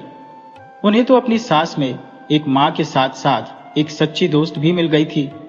बचपन से उपेक्षा और तिरस्कार में पली बड़ी सुनीता ने कभी भी अपने भविष्य को लेकर बड़ी उम्मीदें नहीं रखी थी, लेकिन भगवान की कृपा और बड़ों के आशीर्वाद से उसे एक खुशहाल जीवन और प्यार भरा ससुराल मिला। आज मायके जाने की खुशी के साथ साथ ससुराल छोड़ने का दुख भी उसके दिल में था। सुनीता जब अपने ख्यालों में खोई मायके पहुंची तो उसकी दादी ने उसे बड़े ही प्यार से स्वागत किया। दादी से मिलकर सुनीता के चेहरे पर मुस्कान खिल गई। दादी ने उसके ससुराल और नए परिवार के बारे में पूछताछ की। सुनीता ने हंसते हुए दादी को गले लगाया और बोली, दादी, आपके भगवान ने मेरे लिए बहुत ही बढ़िया सोचा था। उनके आशीर्वाद से मुझे बेहतरीन घर परिवार मिला है। मैं बहुत खुश हूँ। फिर सुनीता सुभद्रा जी के पास गई और उनके पैर छूकर आशीर्वाद लिया। सुभद्रा जी ने अपने अंदाज में आशीर्वाद देते हुए कहा, खुश रहो, और आगे बढ़ गई। लेकिन सुनीता के दिल में आज सुभद्रा जी के प्रति एक खास कृतज्ञता थी। वह आज उन्हें दिल से धन्यवाद कहना चाहती थी, क्योंकि उसकी खुशहाल जिंदगी में उनका बहुत बड़ा योगदान था। भले ही उन्होंने अपने हिसाब से एक लंगड़ा लड़का चुना था, लेकिन आज वही परिवार और वही पति उसे सुखी वैवाहिक जीवन का आनंद दे रहे थे। सुनीता के चेहरे पर खुशी की चमक साफ नजर आ रही थी। उसके मायके लौटने की खुशी में पड़ोस की औरतें और उसकी सखी सहेलियां उससे मिलने और हालचाल जानने आने लगी। सुनीता की सास ने विदाई के समय ढेर सारा सामान भी दिया था और यह बात पूरे मोहल्ले में चर्चा का विषय बन गई थी। सब लोग हैरान थे कि जो सुनीता हमेशा लोगों के ताने सुनकर बड़ी हुई थी, जो अपने लिए अपमानजनक बातें ही सुनती आई थी, आज उसकी किस्मत ने उसे झोपड़े से निकालकर महल में पहुंचा दिया। सबका यही कहना था, जिसकी किस्मत में ईश्वर ने अच्छा लिखा हो, उसे कोई बदल नहीं सकता। सुनीता के रूप रंग को देखकर किसी ने भी नहीं सोचा था कि वह शादी के बाद महलों की रानी जैसी जिंदगी जिएगी। उसकी उम्र की लड़कियां अपनी किस्मत को कोस रही थी। उनका सुंदर होना किस काम का, जब अच्छा घरवर तो सुनीता जैसी बदसूरत लड़की को मिल गया। आसपास की औरतें सुनीता को घेर कर बैठी थी। उसके ससुराल के बारे में कई तरह के सवाल पूछ रही थी। पहले की अपेक्षा सुनीता के रंग रूप में भी निखार आ गया था। उसके नैन नक्श पहले से ही खूबसूरत थे, लेकिन अब रंग निखरने से वह और भी प्यारी लगने लगी थी। कॉलेज से लौटने के बाद उसकी छोटी बहन नैना, जो पहले उससे बात तक नहीं करती थी, दौड़कर उसके पास आई और गले लगकर बोली, दीदी, आप तो बहुत प्यारी लग रही हो। चारों ओर से तारीफ सुनकर सुनीता को आज खुद पर गर्व महसूस हो रहा था। उसके जीवन में आए इस बदलाव का श्रेय उसके नए परिवार और ससुराल को जाता है। आज उसे भगवान की बनाई हर चीज से लगाव हो गया था। बार बार मन ही मन वह ईश्वर का धन्यवाद कर रही थी। दादी अपनी पोती की खुशी देखकर भीतर से बहुत प्रसन्न थी। आज उनके मन को शांति मिल गई थी। उनकी पोती, जो बचपन से सुख और प्यार के लिए तरसती रही, उसे ब्याह के बाद अच्छा परिवार और पति मिल गया था। अब वह चैन से मर सकती थी, क्योंकि अब उन्हें अपनी पोती के भविष्य की कोई चिंता नहीं थी। आस पड़ोस की सारी औरतें सुनीता से मिलकर अपने घरों को लौट गई। खाना खाकर सुनीता दादी के कमरे में उनके पास सोने के लिए आ गई। आज सुनीता बहुत खुश थी। उसके मन में बार बार ऋषि जी की यादें आ रही थी। वह बहुत चाह रही थी कि एक बार ऋषि जी से बात हो जाए। उधर ऋषि जी को भी ऑफिस में सुनीता की कमी महसूस हो रही थी। जब से सुनीता आई थी, उसने उनका बहुत सा काम संभाल लिया था और शाम को घर लौटते ही उनके लिए चाय बनाकर हंसते मुस्कुराते सामने हाजिर हो जाती थी। ऋषि जी ने फ्रेश होकर सुनीता के मोबाइल पर कॉल किया। सुनीता सोचने लगी कि आज का दिन उसके लिए कितना अच्छा है। जो भी वह सोच रही है उसकी सभी इच्छाएं पूरी हो रही है। अभी उसने किसी से बात करने का सोचा ही था कि तुरंत फोन भी आ गया। दादी की नींद में खलल न हो इसलिए सुनीता फोन लेकर छत पर चली गई। पहले तो ऋषि जी ने सुनीता के समय से पहुंचने और परिवार का हालचाल पूछा। थोड़ी औपचारिक बातचीत के बाद ऋषि जी ने कहा, सुनीता, मुझे तुम्हारी बहुत याद आ रही है, क्या तुम मुझे याद कर रही हो? ऋषि जी की बात सुनकर सुनीता का चेहरा शर्म से लाल हो गया। थोड़ी देर की बातचीत के बाद दोनों ने फोन रख दिया और सोने चले गए। ऋषि जी से बात कर लेने के बाद सुनीता का मन शांत हो गया था। अब वह निश्चिंत होकर गहरी नींद में सो गई। फाइलों की तलाश करते समय अचानक एक पुरानी डायरी नीचे गिर गई। उसे उठाकर ऋषि जी ने देखा और अपने हाथों में लेकर पढ़ने लगे। डायरी में उनकी मनपसंद लेखिका की कहानियों का संग्रह था, जिसे पढ़ते ही उनके मन में कई पुरानी यादें ताजा हो गई। फिर से वह उस अनजान लेखिका के लेखन में खो गए जिसने कभी उनके दिल में अपनी जगह बना ली थी। ये लेखन उनके दिल को छू गया और वह देर तक उस दुनिया में खोए रहे। परंतु फिर उन्हें यह सोचकर उलझन होने लगी कि आखिर यह डायरी इस घर में कैसे आई और उनकी अलमारी में इसका क्या काम था। बहुत सोच विचार के बाद उन्होंने डायरी को वापस उसी स्थान पर रखा और ऑफिस के लिए निकल पड़े। लेकिन ऑफिस पहुंचकर भी उनका मन काम में नहीं लग रहा था। उनकी सोच डायरी पर अटकी हुई थी और मन में यह सवाल कौंध रहा था कि इस डायरी का सुनीता से क्या संबंध हो सकता है। वह सुनीता से इस बारे में पूछना तो चाहते थे, लेकिन यह सोचकर खुद को रोक लिया कि कैसे वह अपनी पत्नी से किसी और औरत की बात कर सकते हैं। अगर उन्होंने डायरी का जिक्र सुनीता से किया तो शायद उसे बुरा लग सकता है। इसीलिए उन्होंने इस विचार को अपने दिल में दबा लिया और ऑफिस के कामों में व्यस्त होने की कोशिश करने लगे। परंतु मन अब भी बेचैन था, क्योंकि डायरी का ख्याल बार बार उनके दिमाग में उमड़ रहा था। इसी बीच सुनीता को मायके गए 1 हफ्ता हो चुका था। कल्याणी जी अक्सर सुनीता से फोन पर बात करते हुए कहती कि उसके बिना घर सूना सूना लग रहा है। उनका मन नहीं लग रहा था और उन्होंने जल्द ही सुनीता की विदाई की बात करने का फैसला किया। सच तो यह है कि सुनीता भी अपने नए घर की बहुत याद कर रही थी। शाम को कल्याणी जी ने वंशीधर जी को फोन किया और सुनीता की विदाई की बात की। वंशीधर जी ने तुरंत सहमति दे दी। शाम को जब ऋषि जी ऑफिस से लौटे तो चाय पीते वक्त कल्याणी जी ने उनसे कहा, कल तुम्हें सुनीता को लाने उसके मायके जाना होगा। ये सुनते ही ऋषि जी के मन में सुनीता की वापसी की खुशी तो हुई, लेकिन उसी पल डायरी का ख्याल फिर से उनके मन में हलचल मचाने लगा। अगले दिन कल्याणी जी ने ऋषि को तैयार कर सुनीता को लाने के लिए उसके मायके भेज दिया। सुनीता अपने ससुराल में बेहद खुश थी और अब उसे बेसब्री से ऋषि का इंतजार था। उसे पता था कि ऋषि आज उसे लेने आने वाले हैं और इसी इंतजार में वह दरवाजे पर बार बार नजरें गड़ा रही थी। वंशीधर जी ने पिता होने के नाते विदाई के लिए सभी तैयारियां कर ली थी और अपनी हैसियत के अनुसार उन्होंने विदाई का पूरा सामान दिया। सुनीता के ससुराल की भव्यता देखकर वंशीधर जी को यह विश्वास हो गया था कि उनकी बेटी वहां पूरी तरह से संतुष्ट और खुश है। लेकिन पिता का फर्ज निभाते हुए उन्होंने कोई कसर नहीं छोड़ी। भले ही मुद्रा जी ने थोड़ी रोक टोक की हो, लेकिन वंशीधर जी ने अपनी जिम्मेदारी पूरी कर दी। सुनीता की बेचैनी देखकर उसकी छोटी बहन नैना उसे चिढ़ाते हुए बोली, क्या दीदी, अब मायके में मन नहीं लग रहा? जब से आपको पता चला है कि जीजा जी आपको लेने आ रही है, तब से आपकी निगाहें बार बार दरवाजे पर टिकी हैं। दादी भी पास बैठी थी और नैना की बातों में हंसते हुए उसका साथ दे रही थी। तुम सच कह रही हो, अब हमारी सुनीता पहले जैसी नहीं रही, वो पूरी तरह से बदल गई है। लेकिन मुझे इस बात की खुशी है कि उसे इतना अच्छा परिवार मिला। इतने कम समय में ही उसने उस परिवार के साथ खुल मिलकर सबका दिल जीत लिया है। भगवान करे कि वो हमेशा यूं ही अपने परिवार के साथ खुशी खुशी जीवन बिताए, नैना ने कहा और दादी की हंसी ठिठोली से शर्माकर सुनीता दादी के गले लग गई। दादी उसके सिर पर हाथ फेरते हुए बोली, तुम्हारी खुशियों को देखकर हम भी खुश हैं। मेरी बच्ची, तेरी खुशियों को किसी की बुरी नजर न लगे, ये बूढ़ी माँ की दुआ है।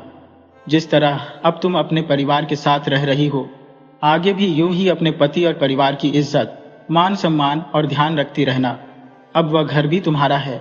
जब ऋषभ जी की गाड़ी आकर रुकी तो नैना लगभग दौड़ती हुई दादी के कमरे में जाकर बोली, दीदी, जीजा जी आ गए। ये सुनते ही सुनीता का दिल जोर से धड़कने लगा। उसे एक सुखद एहसास हुआ। ऋषभ जी घर के अंदर प्रवेश करते ही सभी बुजुर्गों के पैर छूकर आशीर्वाद लेने लगे। बंशीधर जी बोले, जमाई जी का जलपान तैयार किया जाए। मैंने एक के बाद एक नाश्ता लाकर ऋषभ जी के सामने रखा। जब ढेर सारा नाश्ता देखा तो ऋषभ जी हंसते हुए बोले, नैना, अब बस करो, इतना मैं नहीं खा सकता। तभी सुभद्रा जी कमरे में प्रवेश करती हुई बोली, दामाद जी का स्वागत तो होना ही चाहिए। ऋषभ जी ने मुस्कुराते हुए कहा, माँ जी, आपका स्वागत तो बहुत ही बढ़िया है। मैं तो नैना को बस इसलिए रोक रहा था कि मैं एक साथ इतना कुछ नहीं खा पाऊंगा। और रही बात हैसियत की, तो आपसे मुझे सिर्फ आशीर्वाद चाहिए। आपने अपनी बेटी देकर हम पर बहुत बड़ा एहसान किया है और मुझे किसी चीज की कोई इच्छा नहीं। अब तक सुनीता ऋषभ जी के सामने नहीं आई थी। ऋषभ जी की नजरें बार बार उसे ढूंढ रही थी, जिसे दादी ने समझते हुए नैना से कहा, नैना, जीजा जी को दीदी के पास ले जाओ। नैना के साथ ऋषभ जी सुनीता के कमरे में गए, जहां वह अपने सामान को समेट रही थी। अचानक उन्हें देखकर सुनीता मुस्कुराते हुए उनका स्वागत करती है और बैठने के लिए कहती है। कुछ देर की बातचीत के बाद उन्होंने सबसे विदा ली और सुनीता को साथ लेकर घर के लिए निकल पड़े। जब सुनीता अपने मायके से ससुराल लौट रही थी तो उसे मायके से बिछड़ने का एहसास हो रहा था। वह चुपचाप गुमसुम सी बैठी थी। ऋषभ जी को उसकी चुप्पी अच्छी नहीं लगी तो उन्होंने बातचीत शुरू कर दी। पहले दोनों परिवार की बातें करने लगे, फिर ऋषभ जी ने सुनीता से उसकी पसंद नापसंद के बारे में पूछा। पहले तो सुनीता मन ही मन सोचने लगी कि क्या उसे अपने लिखने के शौक के बारे में बताना चाहिए या नहीं। फिर उसने सब कुछ बता दिया। मुझे लिखने का शौक है, उसने कहा। मैं नहीं चाहती थी कि अपने जीवन से जुड़ी कोई बात अपने पति से छुपाऊं। ये सुनकर ऋषभ जी थोड़े हैरान हुए, लेकिन फिर उन्हें यह जानकर अच्छा महसूस हुआ कि सुनीता को लिखने का शौक है। सुनीता को लग रहा था कि अगर वह कभी अनजान लेखिका के बारे में बताएगी तो ऋषि उसकी मनोदशा को भली भांति समझ जाएंगे, क्योंकि उनका जुड़ाव भी इस क्षेत्र से था। ऋषि ने आगे बातचीत बढ़ाते हुए पूछा, क्या आपको लिखने के साथ साथ पढ़ने का भी शौक है? सुनीता ने जवाब दिया, शौक तो है, लेकिन कभी पढ़ने का मौका नहीं मिला। यह सुनकर ऋषि को आश्चर्य हुआ, लेकिन उन्होंने अपने चेहरे पर कोई भाव प्रकट नहीं होने दिया। थोड़ी देर की चुप्पी के बाद ऋषि ने मौका देखकर कहा, सुनीता जी, मैं आपको अपने अतीत से जुड़ी कुछ बातें बताना चाहता हूं। सुनीता के चेहरे पर जो हल्के से उलझन के भाव थे, वह इसलिए क्योंकि उसे इस बात में खास रुचि नहीं थी। वह अपने वर्तमान में खुश थी, लेकिन फिर भी ऋषि की बातें सुनने के लिए गंभीर हो गई। ऋषि ने अपने अतीत में झांकते हुए बताया, किसी समय मैं एक लेखिका को दिल से चाहता था। मैंने बहुत कोशिश की उसे जानने की और उससे मिलने की, लेकिन शायद मेरी किस्मत में वो नहीं थी। इस वजह से मैं कभी उस तक पहुंच नहीं सका और फिर मां को दुखी देखकर मैंने इस विवाह के लिए हां कर दी। बातों ही बातों में कब दोनों घर पहुंचे पता ही नहीं चला। कल्याणी जी आरती का थाल लेकर दरवाजे पर खड़ी थी। सुनीता और ऋषि को दरवाजे पर खड़ा करके पहले उन्होंने आरती उतारी, फिर घर के अंदर आने का इशारा किया।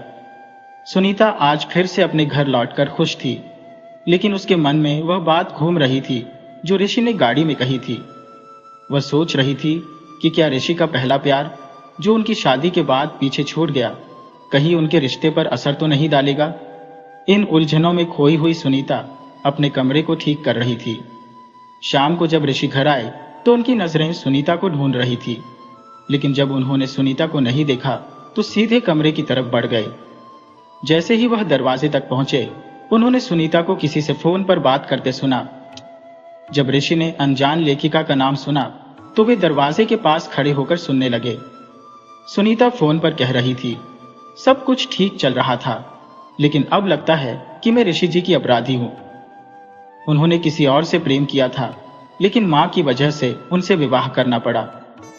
अब यह अपराध बोध जीवन भर मेरे साथ रहेगा, जिससे मेरे दाम्पत्य जीवन पर भी असर पड़ेगा। सुनीता की बातें सुनकर ऋषि को बुरा लगा कि उन्होंने अपने अतीत की बातें सुनीता को बताकर उसे दुखी कर दिया। ऋषि चुपचाप कमरे में दाखिल हुए। सुनीता ने फोन रख दिया और चाय बनाने के लिए किचन की ओर चली गई, क्योंकि यह उसका नियम था कि जब भी ऋषि ऑफिस से लौटते वह उनके लिए चाय बनाती थी। ऋषि को एहसास हुआ कि उन्हें अपने अतीत की बातों से सुनीता को दूर रखना चाहिए था। कोई भी पत्नी अपने पति से जुड़ी किसी दूसरी औरत के बारे में बात सुनना पसंद नहीं करती, चाहे वह अतीत ही क्यों ना हो। दोनों ही अंदर से एक दूसरे की बातों से आहत थे, भले ही वे इसका इजहार नहीं कर रहे थे। ऑफिस से लौटते वक्त ऋषि अपनी पसंदीदा लेखिका की कुछ किताबें अपने साथ ले आए थे।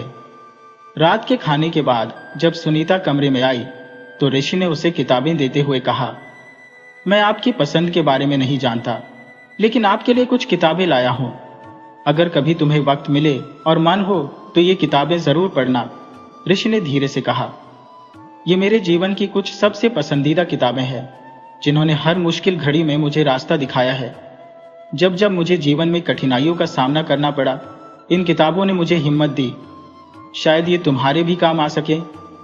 सुनीता ने बिना कुछ बोले किताबें उठाकर पास रखी टेबल पर रख दी और धीरे से बोली, अब बहुत देर हो गई है, हमें सो जाना चाहिए। रही बात इन किताबों की, तो मैं इन्हें कल फुर्सत में पढ़ लूंगी। अगली सुबह सुनीता रोज की तरह अपनी दिनचर्या में लग गई। पूजा पाठ करने के बाद उसने नाश्ता तैयार किया और ऋषि का लंच बॉक्स पैक कर दिया। ऋषि ने बिना कुछ बोले नाश्ता किया और चुपचाप लंच बॉक्स लेकर ऑफिस के लिए निकल गए। दोपहर के भोजन की तैयारी के बाद जब सुनीता को थोड़ा समय मिला तो उसे ऋषि की दी हुई किताबें याद आई।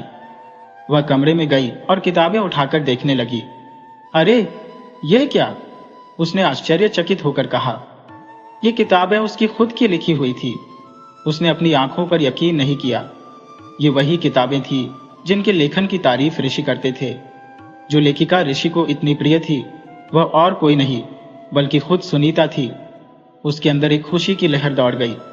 उसने किताबों के पन्नों को पलटते हुए सोचा कि किस्मत ने उसके साथ कैसा खेल खेला है। जिस किस्मत को वह हमेशा कोसती रही थी, उसी ने उसे एक ऐसा ससुराल और पति दिया जो उसे दिल से चाहते थे। इस सच्चाई का एहसास होने पर उसका दिल खुशी से झूम उठा और अब उसे इंतजार था ऋषि के ऑफिस से लौटने का, ताकि वह यह बात उन्हें बता सके। शाम होते ही सुनीता बेसब्री से ऋषि का इंतजार करने लगी, जैसे नवविवाहिता अपने पति के आने का करती है। जब ऋषि ऑफिस से लौटे और सुनीता को इस रूप में देखा तो उन्हें थोड़ी हैरानी हुई, लेकिन उन्होंने कुछ कहा नहीं और फ्रेश होने चले गए। सुनीता नीचे आई चाय बनाने के लिए और कल्याणी जी को भी उसका यह नया रूप देखकर अच्छा लगा। कल्याणी जी मन ही मन ईश्वर से प्रार्थना कर रही थी, मेरे बच्चों के जीवन में खुशियां बनी रहे। सुनीता ने जल्दी से चाय बनाई और उसे लेकर कमरे में पहुंची। चाय का प्याला ऋषि को थमाते हुए हल्की सी मुस्कान के साथ उसने कहा, मुझे आपसे एक बात कहनी है। जिसे आप इतने समय से ढूंढ रहे थे वह मुझे मिल गई है। ऋषि को कुछ समझ नहीं आया। उन्होंने थोड़ी शंका भरी नजरों से देखा और पूछा, क्या तुम ठीक हो? मैंने किसे ढूंढा था जिसे तुमने खोज लिया? सुनीता ने उनके हाथ को पकड़ते हुए उन्हें आईने के सामने ले जाकर कहा, मैंने आपकी अनजान लेखिका को ढूंढ लिया है। क्या आप उनसे मिलना चाहेंगे? ऋषि को कुछ समझ नहीं आ रहा था। वह आश्चर्य से सुनीता को देख रहे थे। सुनीता ने हंसते हुए कहा, आपकी अनजान लेखिका और कोई नहीं बल्कि मैं ही हूं। कल आपने जो किताबें मुझे दी थी, मैंने आज उन्हें देखा और आपके लिखे हुए शब्द पढ़कर समझ गई कि जिसे आप पसंद करते थे वो मैं ही हूं। मैंने कभी अपने नाम को उजागर नहीं होने दिया। शायद इसीलिए हम दोनों एक दूसरे के इतने करीब होते हुए भी एक दूसरे से अनजान थे। ऋषि की आंखों में चमक आ गई। सुनीता की इस बात से उनका दिल भर आया। उन्होंने सुनीता को गले लगाते हुए कहा, मैं भी अब खुद को बहुत भाग्यशाली महसूस कर रहा हूं। मुझे खुशी है कि जिस अनजान लेखिका को मैंने अपने दिल से चाहा वह मेरी अपनी पत्नी निकली। दोनों ने एक दूसरे को पाया और महसूस किया कि किस्मत ने उन्हें कितना अनोखा तोहफा दिया है। सुनीता ने मुस्कुराते हुए कहा, सच में बदसूरत कोई नहीं होता। ईश्वर की बनाई हर चीज खूबसूरत होती है। असली खूबसूरती तो दिल के अंदर होती है। और दोनों अपने प्यार की इस सच्चाई में खो गए।